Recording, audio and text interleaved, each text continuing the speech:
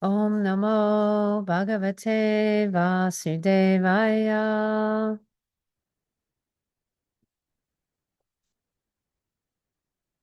Om Namo Bhagavate Vasudevaya.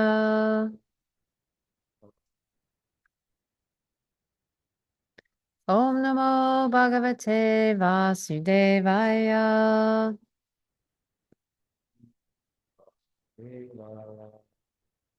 Narayanam Namaskritya Naram Chaivam Narottamam Devim Saraswatim Vyasam Tato Jayamudhirayet Nashtaprayeshu Bhadreshu Nityam Bhagavata Sevaya Bhagavati Uttama Shloke Bhaktir Bhavati Naishtiki Om Jnanatimidandasya Jnananjana Shalakaya Chakshurunmilitam Yena Tasmai Shri Gurave Namaha.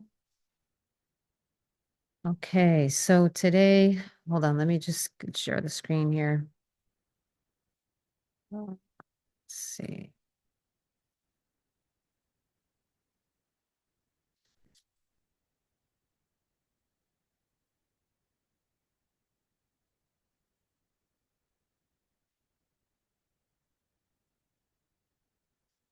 Okay, today we are reading from the Srimad Bhagavatam, Canto 1, Chapter 19, actually texts 26 and 27. Can everyone see? I'm doing this on my computer. Can everyone see the screen that I'm sharing? Can you see, is it showing verse 26? Yes, Prabhu. Yes, Okay. Prabhuji. We can see. Okay, thank you.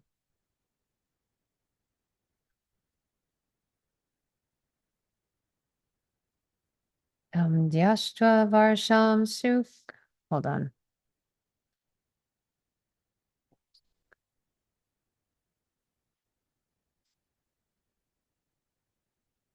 That's a tough one. The D, B, Y, the three consonants in a row.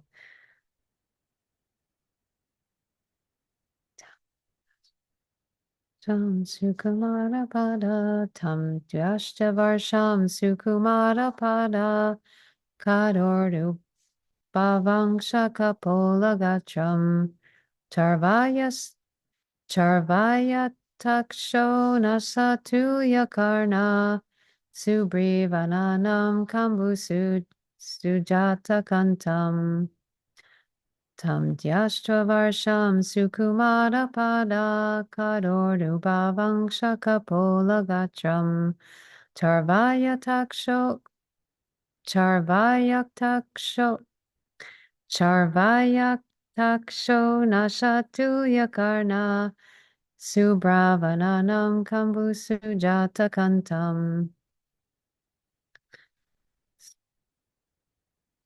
Wow, that one's a little bit of a tongue twister today. All right, so synonyms together. Tam him. Dviashta 16. Varsham years. Sukumara delicate. Pada legs. Kara hands. Uru thighs. Bahu arms. Angsha shoulders. Kapula forehead. Gatram body. Chadu beautiful. Ayata broad. Sure.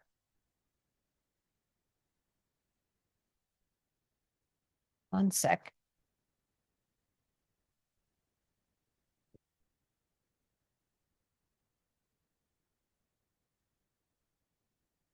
Okay.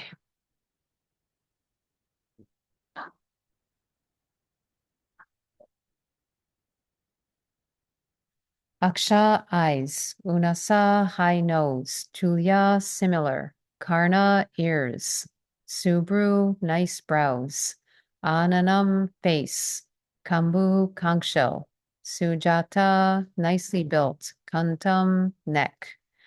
Translation and purport by His Divine Grace A.C. Bhaktivedanta Swami Srila Prabhupada Ki Jai. This son of Vyasadeva was only 16 years old.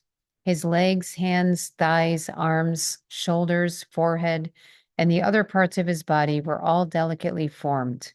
His eyes were beautifully wide, and his nose and ears were highly raised. He had a very attractive face, and his neck was well formed and beautiful like a conch shell. Purport. A respectable personality is described beginning with the legs, and this honored system is observed here with Shukadeva Goswami. He was only 16 years of age. A person is honored for his achievements and not for advanced age. A person can be older by experience and not by age. Sri Shukadeva Goswami, who is described herein as the son of Vyasadeva, was by his knowledge more experienced than all the sages present there, although he was only 16 years old. And then text 27. Niguda jatrum pritu tunga vakshasham pavartanabim bali valgudaram. Oh, avartanabim bali valgudaram. Avartanabim bali valgudaram cha. Digambaram bhakcha vikirna kesham pralamba bahu swamarotanam swamarotamam bum. His collarbone was fleshy, his chest broad and thick, his navel deep, and his abdomen beautifully striped. His arms were long, and curly hair was strewn over his beautiful face. He was naked, and the hue of his body reflected that of Lord Krishna. Purport. His bodily features indicate him to be different from common men. All the signs described in connection with the bodily features of Shukadeva Goswami are uncommon symptoms, typical of great personalities, according to physiognomical calculations. His bodily hue resembled that of Lord Krishna, who is the supreme amongst the gods, demigods, and all living beings. Okay, so we'll go back to 26. I'll read one more time. This son of Vyasadeva was only 16 years old. His legs, hands, thighs, arms, shoulders, forehead, and the other parts of his body were all delicately formed. His eyes were beautifully wide, and his nose and ears were highly raised. He had a very attractive face, and his neck was well formed and beautiful like a conch shell. Where else do we see a neck being described as a conch shell? There's a song we sing every year at a certain time of the year.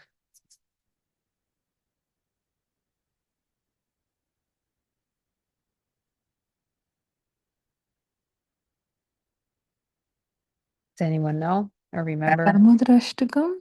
Yeah, Damodarashtakam. What is this? Says the same thing, right? Charika Damodarashtakam. Kanta Kanta. What is it? What is that line? I don't like to sing Damodarashtakam outside of Kartik, but I just I don't want to get the melody stuck in my head. But it's one of those like special songs we sing at a certain time of the year, and I like to reserve it for that. But Chireka Kang Chireka Sita Kantakale. What's that? Kantakane होते I'm trying हैं I can't think of the beginning of the line. मुहु श्वास कंपते त्रिका कंटे. Yeah. It's the three lines. His neck is has the three lines like a conch shell. Yeah. So we see that description. You see the conch shell has the three lines on it, the big conch shells. So we're seeing also that Shukadeva Goswami has other features, like he has the same bodily hue as Krishna. And the three lines like a conch shell, and his eyes, it says his eyes are beautifully wide, and typically that's what they describe as like a lotus petal, right? So his eyes are beautifully wide, and we see Krishna described as having lotus eyes. So he's somewhat similar. And who else has the same hue as Krishna that we know from the Bhagavatam? Uddhava. Yeah, Uddhava, yeah. So there's different. So one thing we could see about Krishna's personality and character is that he's not jealous. He doesn't mind other living entities having the same bodily color that he does. Like it's very unique that Krishna has that color, that the hue of of a dark rain cloud, as they say, this blue, a blue that we don't experience in this world. Actually, it's described. It's not a blue that we see in this world. We can only try to, paint uh, portraits of Krishna where we try to use a blue color that looks very beautiful, but it's nothing we see in this world, nothing we witness here. But so it's very unique, but still he shares it with others. His supremacy, he's not insecure. His supremacy can never be challenged, right? He is who he is, and no matter whether or not people look like him or don't look like him, he'll always be God. So he doesn't have to Krishna doesn't worry about whether his supremacy is going to be challenged by other people having some of the same bodily features that he does, the color and things like that. So Krishna is very generous and he shares these things. It's not he's not worried about it. We can see in this world we're subjected to the three modes of nature, and our mind is contaminated by a desire to do things or enjoy things separately from Krishna. And because that's not realistic, because we can't really enjoy separately from Krishna, we try really hard to keep things to ourselves, right? We have our thing and we don't want to share perhaps. And we were talking about this the other day, that even though Krishna gives us these things, he supplies all of our everything we need. Well, people still don't want to share it with him. He hands it to them and they, okay, thank you, and they run off with it, right? Prabhupada says that in the Nectar of Instruction in one of his purports. I think it's to the first verse, that controlling the urges of the tongue, Prabhupada says that if you put a bag of rice out on the street, the birds will come and take a few grains and go away, but a human will come and take the whole bag. And then they'll put it somewhere, they'll hide it away somewhere. So we like to try to take things in this world and we try to hold on to it and keep it for ourselves, and because we don't want to maybe share, and we don't want to share in the spotlight at all. We want to be the kind of, with, as they say, the head honcho or the top dog. We don't want to share the limelight. But Krishna, right, he tells Arjuna in the Bhagavad Gita, declare it boldly that my devotee never perishes. Why does he tell Arjuna to say that instead of him just saying it himself? There's a couple reasons.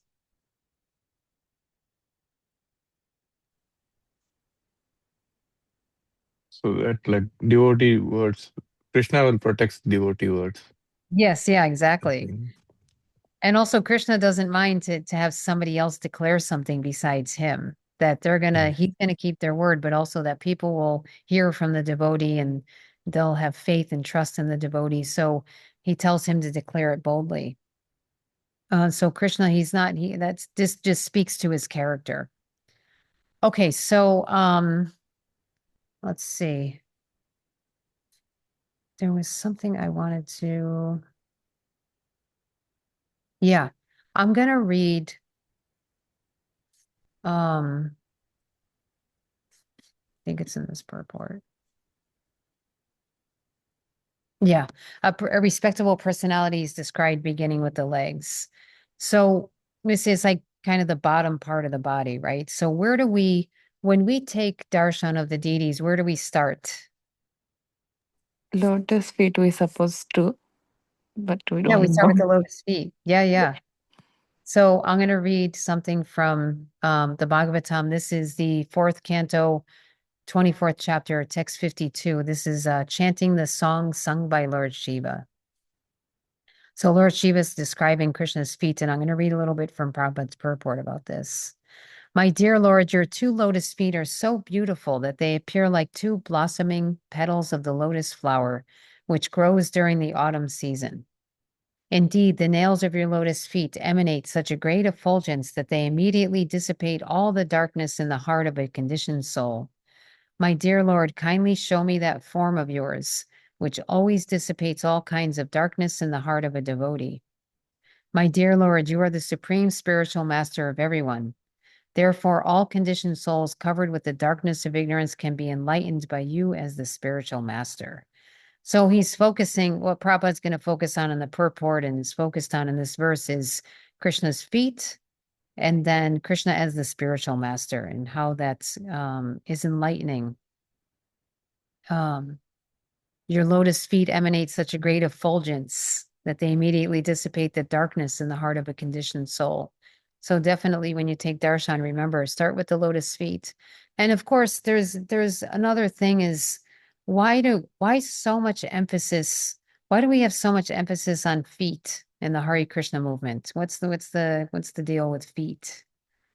Why do we start there? Why do we touch people's feet? Why do we talk about bowing down to the To lotus feet? keep us humble or for humility or something. Yeah, to keep us Because- humble. Right? Mm, We're starting the feet are considered the lowest part of the body.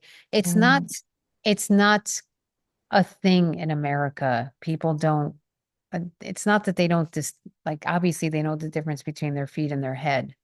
But it's not a thing in America that it's considered like an offense, for example, to touch someone with your feet. That's not that concept isn't there in the culture.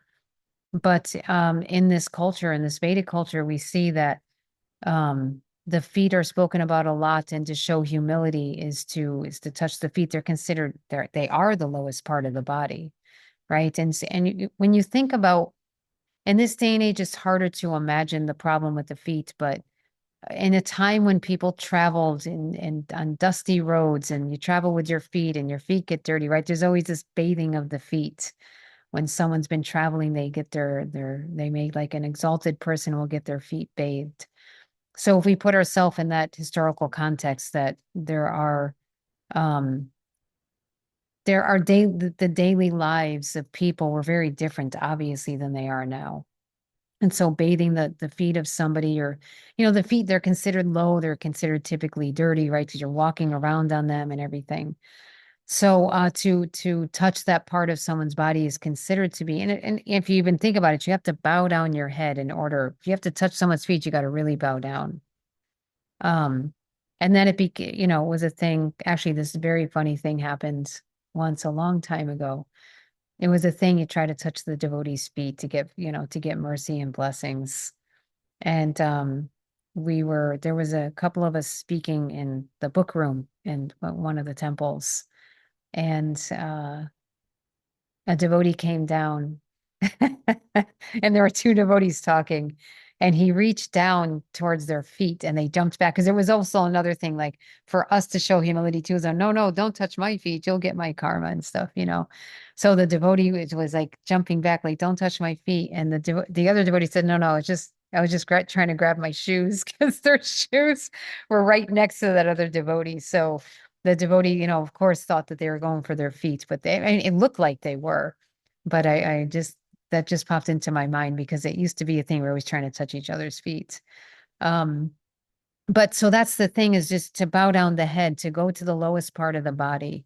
And then of course on Krishna, this emphasis on his feet, that it's not no part of his body is less clean or lower than another part of his body. But for us as devotees, to start with Krishna's feet is to be humble, to take shelter, right? And even Lord Chaitanya says that in the Shikshashtaka, that let me be one of the particles of dust at your lotus feet. So we're the jiva souls, like the particles of dust on Krishna's feet, the lowest part of the body. And so Prabhupada's going to talk about how the Bhagavatam is divided into portions based on like Krishna's body. It correlates with Krishna's body. So he says, this is in the purport. Lord Shiva has thus described the bodily features of the Lord authoritatively. Now he wants to see the lotus feet of the Lord. When a devotee wants to see the transcendental form of the Lord, he begins his meditation on the Lord's body by first looking at the feet of the Lord. Srimad Bhagavatam is considered to be the transcendental sound form of the Lord. And the 12 cantos are divided in accordance with the transcendental form of the Lord. The first and second cantos of Srimad Bhagavatam are called the two lotus feet of the Lord. It is therefore suggested by Lord Shiva that one should first try to see the lotus feet of the Lord. This also means that if one is serious about reading Srimad Bhagavatam, he must begin by seriously studying the first and second cantos. So, we know that Prabhupada always talked about how people who just want to read mundane romances or want to perhaps make a show of being more advanced than they are, they want to jump to the 10th canto where where Krishna has his Rasa Leela pastimes with the gopis.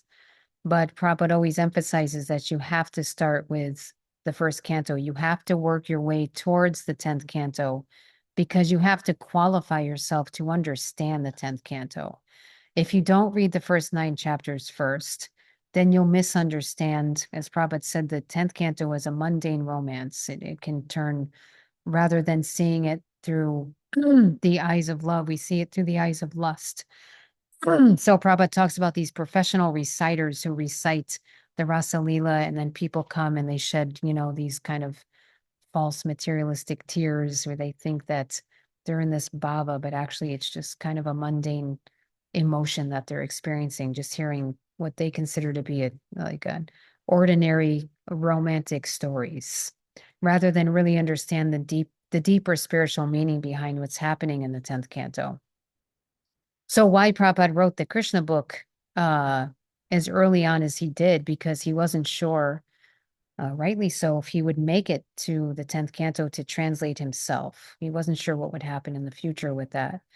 And so you can see when you read the Krishna book, the philosophy is built into it. It's not just, you're not just reading a story. He says, he translates a few verses. He doesn't do it verse by verse. It's written like a narrative form, but he there's a couple descriptions, and then there's a whole lot of philosophy, and then a few descriptions from the story, and then a whole lot of philosophy. So he wants to make sure it's not misunderstood. And you can always hear when you hear Prabhupada's classes, or you hear him on a walk with the devotees, when he's explaining the philosophy, he says it over and over again. Just try to understand this point. And just last night, I was watching a video with Prabhupada giving a talk, and he's sitting on this, really big Vyasasana, and there's people fanning him, and he's got the garland on and all the sandalwood. And here's all this kind of fanfare surrounding him. And you could see his mood. If Prabhupada was sitting in a folding chair or on a Vyasasana or on a throne, it doesn't matter. He always had this mood. Try to understand this. Just try to understand. We're in this material world. We need to take shelter of Krishna. We need to get out of this world. And so he was saying that's just so strongly preaching Krishna consciousness. He never, his position, the honor and worship he received from his disciples never ever changed his mood or his message. Whether he was in 26 Second Avenue talking to the first few hippies that came, and we're kind of, sometimes you could hear in some of his classes like that they're falling asleep and he's telling them to wake up.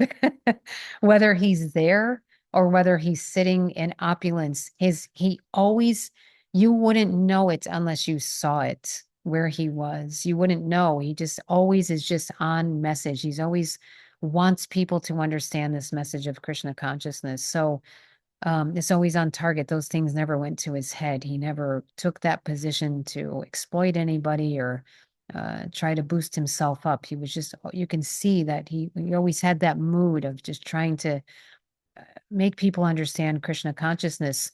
And the reason I'm saying this is because here in the bottom of this paragraph of this purport, he says, because someone could say, okay, all right, fine, I got to read the first 9 cantos before I can get to the 10th canto. Let me just get through them. Let me just read. I'll try to read this many verses every day, and I'll try to just get through it quickly. But Prabhupada says this means that one must begin by seriously studying the first and second cantos, seriously studying. And in the first and second cantos, what you learn is who Krishna really is, what his nature is, what his relationship is with his devotees. I mean, you learn it throughout the Bhagavatam. But if you see Prabhupada's Bhagavatam, you'll see that so much philosophy is packed into the first canto. And within the first canto, everything is packed within the first verse. And the first purport to the first verse of the Bhagavatam, the philosophy is all there. And then it expands. Prabhupada unpacks it as he goes through the Bhagavatam. So we have to seriously study the first and second cantos and really get to know Krishna, and not give in to the desire to just want to hear what we may make a show of wanting to be spiritual about the 10th canto, But really, if we don't understand Krishna and his nature and really seriously study the first and second cantos, we will just be looking for somewhat of a mundane romance in the 10th canto. Okay, so Prabhupada's, comparing the lotus feet. There was another part I wanted to read.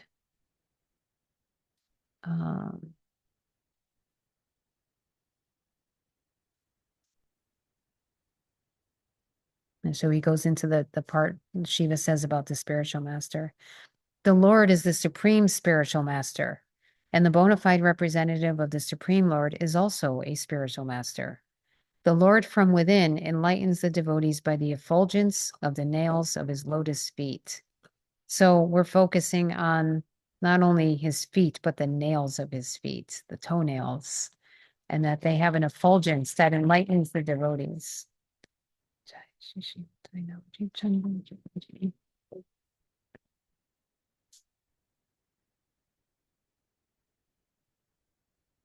And his representative, the spiritual master, enlightens from without. Only by thinking of the lotus feet of the Lord and always taking the spiritual master's advice can one advance in spiritual life and understand Vedic knowledge.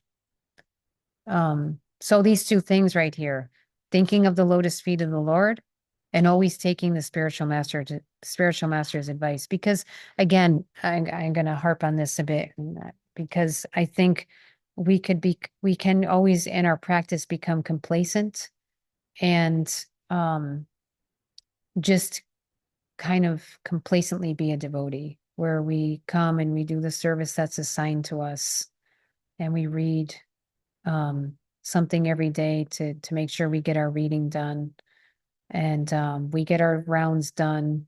We try to get them done before we go to bed.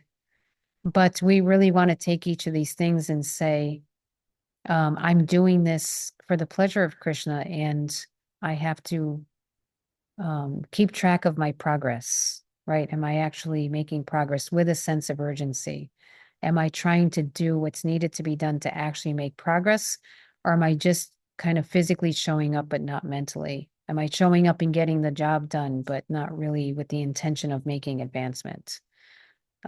We want to get to that platform where we do things really, we can theoretically do things for the pleasure of Krishna, but there will come a time if we make advancement where we do things simply because we want to please Krishna, right? Because in the Rupa Goswami explains that in the Bhakti Rasamrita Sindhu, that the impetus for practicing devotional service in the beginning stages of Krishna consciousness comes from the order of the spiritual master. So the spiritual master says, go to Mangalarti, so I got to go to Mangalarti. But the impetus later comes from just that your own taste to do it. You want to do it. No one has to tell you to do it. It just becomes spontaneously. And so that means we have to do our best to read Prabhupada's books and take every sentence very seriously. So this one sentence, Prabhupada's giving us a prescription. The prescription is think of the lotus feet of the Lord and take the spiritual master's advice, always taking the spiritual master's advice. And we see that's followed by what we recite every morning as the 10 offenses. The opposite of taking the spiritual master's advice is disobeying the spiritual master's advice, right? That's an offense to the holy name. And so we want to think of each of these things as we recite the 10 offenses, for example. We should really think about them as we're reciting them and really take them to heart and then apply them. Because again, recitation, once you actually know what something says and you know it by heart, it's easy to say it.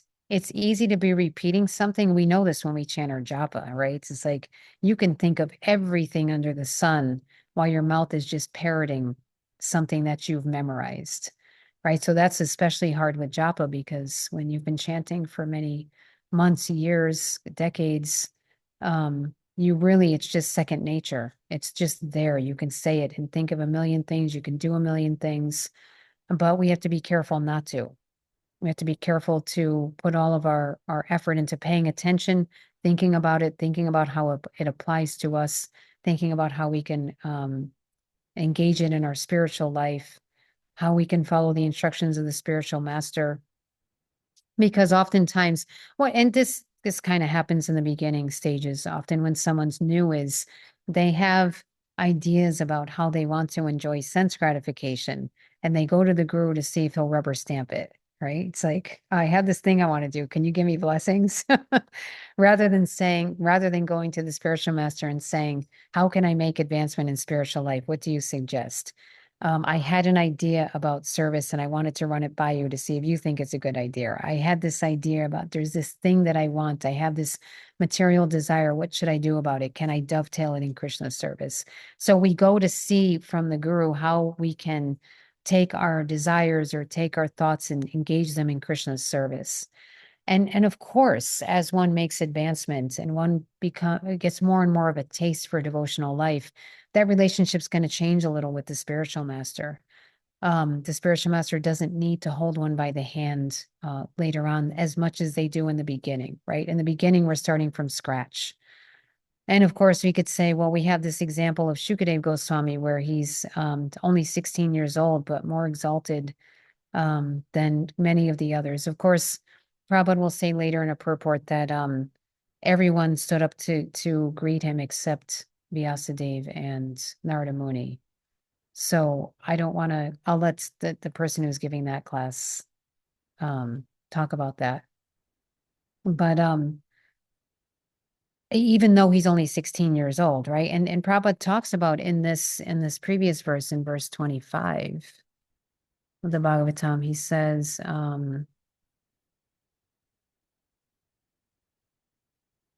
the sages were not unanimous in their decision as to what was to be done. Right. So he said for spiritual salvation, there were many prescriptions according to the different modes of different persons.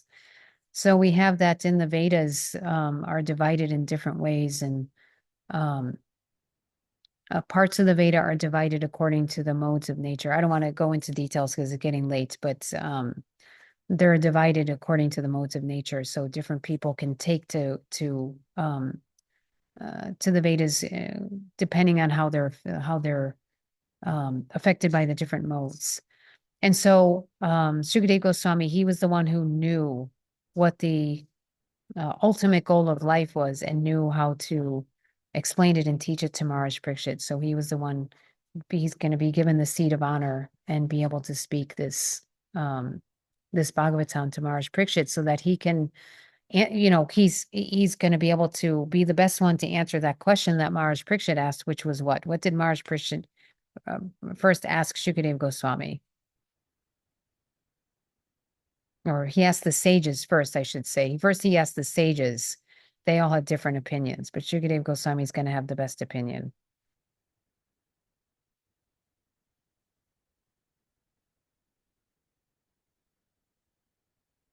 Does anyone remember? We went over it. I think it was yesterday.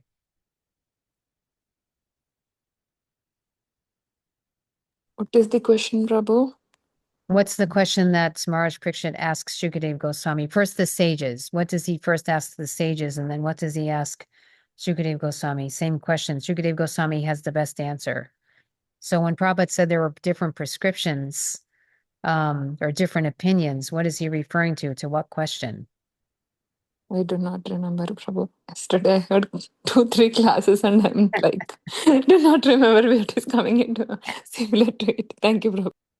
He asked, what's the duty of man, especially one who's about to die? Right. And then Prabhupada said, everyone's about to die. So that's the most important. There were 2 questions that he asked. He said, he said that everyone's about to die. So that's an important question. It's just to ask, what's the duty of a man who's about to die? Because all of us are going to die. We just don't know when. And so we shouldn't waste any time. We should get right to it. So Shukadeva Goswami is the best person to answer this question. He has the best answer, which is the truest answer. And so that's why he's given this seat. He's honored for his achievements and not for his advanced age. It's not just the age of a person.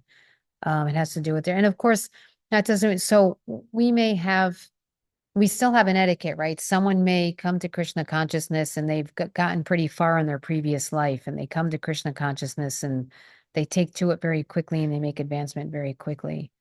That doesn't mean that they no longer show respect to those who are older than them or been practicing longer.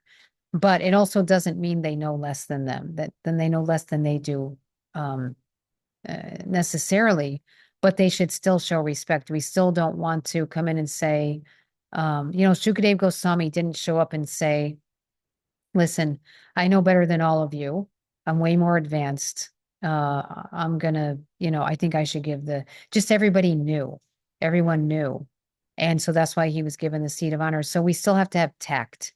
Even if we knew better than someone who's senior to us, we still should show etiquette. We still should have manners, right? We still should treat them with respect and dignity and not try to show that we know better than they do. If we know more than somebody else, it'll become obvious, and especially if we do it in a humble way, because Krishna can take away our intelligence and our wisdom, right? If we're disrespectful to those who are senior to us, that we may know something more than they do, and we show it off. Krishna may take it away from us. He may take away that ability, or he may take away our audience. He may put us in a situation where if we're not humbled, then we don't have anyone to show our knowledge to anyways.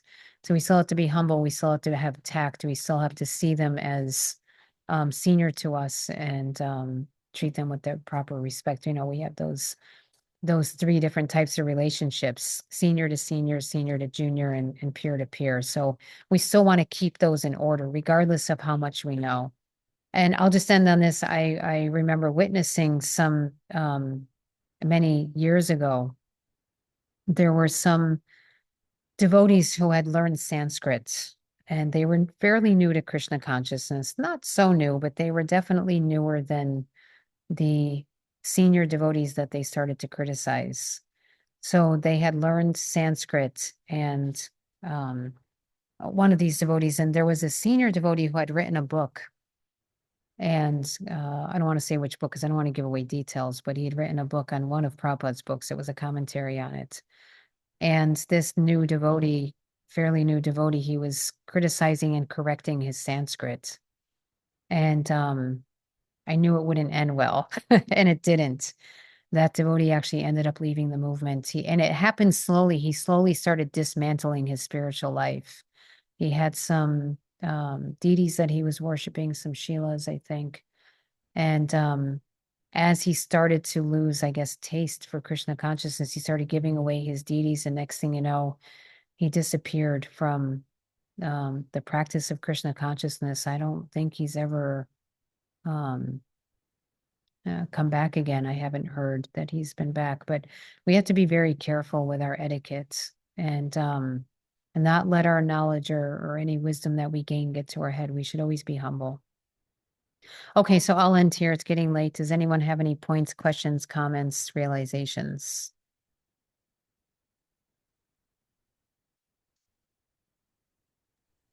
I have one question, Prabhu. After class, I'll ask you. It's already 8:37. Thank you. Okay. Anyone else have any points or questions? Did this stop sharing? Why is it showing me an option to share? Did my screen disappear? Did my share screen disappear after a while? Now we can see it, Prabhu. It is there. So weird. Why is it doing that thing? Okay. I have a not so great relationship with Zoom. It never does what I want it to do. And it always does things I don't. It's giving me an option to share. So what are you guys seeing right now? Are you seeing the Bhagavatam verse? This son of Vyasdeva was only 16 years old. His legs, that one is we are seeing now. Oh, okay. All right. Well, I don't know. That's weird. All right. So if no one has any points or any other questions, we'll end here. Srila Prabhupada ki jai, Srimad Bhagavatam ki jai. Thank you all for joining. Hare Krishna.